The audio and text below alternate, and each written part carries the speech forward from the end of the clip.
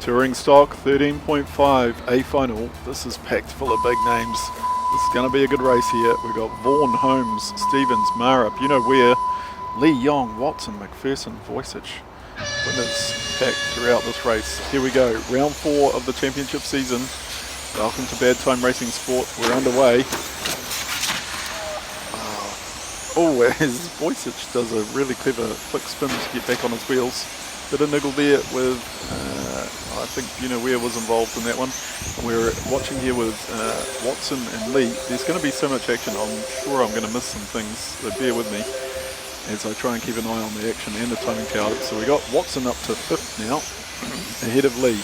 This is your round 3 winner, Anthony Mara in the white and green livery. He's in 4th. Expect him to move forward a bit. So your top 3 remain Vaughan, Holmes and Stevens. Vaughan out to a 1.4 second lead. He's in the 12 seconds. He just did a 12.6. That's incredibly fast. He's flying. As we just watch.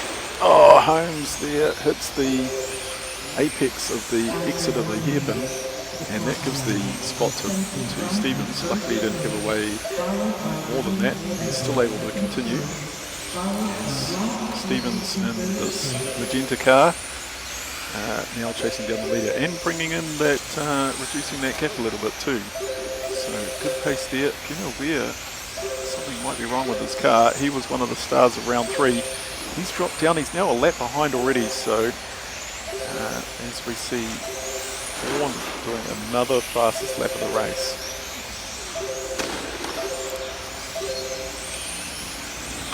Watson and Mara having a little battle here. Oh, we've got a new race leader. Missed it off camera, but we've got Rob Stevens as your new race leader. And Rob Stevens just new fastest lap of the race. As we come back to this is where the action is. We've got 4th, 5th and 6th battling out over between Watson, Mara and Lee. Oh, and they just come together.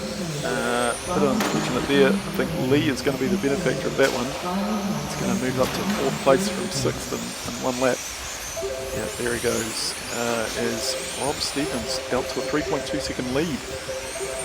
Top of the screen, there's Timothy Vaughan. Something not right. He ended up on the wrong side of the ropes at the straight. So just getting taken off the track there. Might have come into contact with the curbing and lost the steering or something. That's speculation, of course. Not too sure. But it can be a cruel track as Rob Stevens making its way through the field here.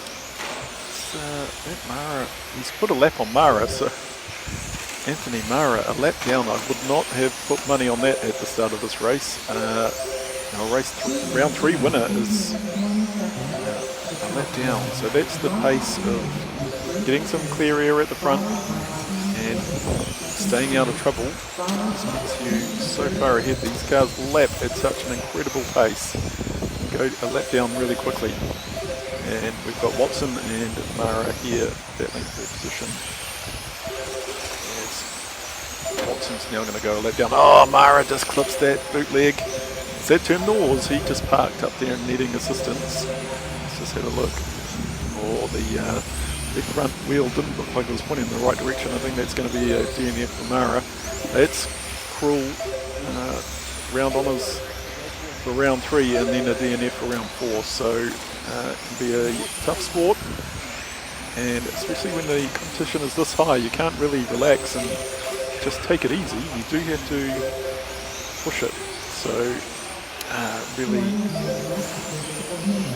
tough there for Mara. As we follow here with Ware's car's looking okay. Something might have just had a bit of niggle at the start and dropped right down. So he's looking to make his way back up the field and undo some of those lost laps. Watson doing a great job in 4th place. We have Voicich. Oh, I just didn't quite need to do that. We've got 30 seconds. We're counting down to the end of the race here. Is got a huge lead. Rob Stevens out to a 6-second lead now. So I think this will be his final lap. He's going to start now. Oh, he just clashes there. Stevens crashed into Lee. That was a stranded car. Oh, it's the race leader. This is a final lap, so he just needs to bring it home. Didn't really need to hit the straight there. Oh, and going for the finish line. Oh, that's going to be closer. So that was the orange car of Holmes was coming straight at him. Oh, look at the track. There was some action on that last lap. We'll have to go back and rewatch that. That was incredibly close. It ended up going from a 6-second lead down to half a second within the final lap there. Now we've got our race leader on the line in a post-race interview. And Rob Stevens, that was a pretty crazy last lap you had there, and you just managed to sneak it home for the win. Tell us about what you were thinking and feeling as you crossed the line. It was an awesome feeling. Being able to have a couple mishaps during that last the last 2 or 3 laps. But yeah, no, it was an awesome feeling being able to cross that line with my dad and thoughts, and it was just such a great feeling. I just had him in my thoughts the whole day, and it was just such an overwhelming feeling to be able to come back and win a feature race like that. So you're mentioning you're dedicating the race to your dad, and you've been away for a long time. This is your first race back for a number of days. Tell us a little bit about how long it's been since you've been racing, and this is the very first race back, isn't it? So it's my first race back in, I'm not really counting the days, but I'd have to say probably 2 to close to 3 years. But yeah, it's awesome to be back on track, and it's awesome to be back racing again and having some competition, Oh, great. Yeah, it looked like a lot of fun out there. Now, you're dedicating the race to your father. Tell us a little bit about his story. So, my dad we first started off, probably over 10 years ago, just fiddling around with some old TT01s and stuff like that. After a few years of doing that, we got into the touring cars, and it really sort of just took off. And he became the club president after a few years, and ran the club flawlessly for years after that. Probably close to about 10 years almost. Yeah, absolutely, and I can speak to that as well. I worked closely with Tony Stevens on the committee as Tony was the president, and he selflessly put a lot of time and effort into the club, and it would not be the club it is today if it wasn't for him. And so that is a really touching way to tribute his memory. Coming back after a few years break and then winning straight up, that's an impressive effort. He obviously taught you well.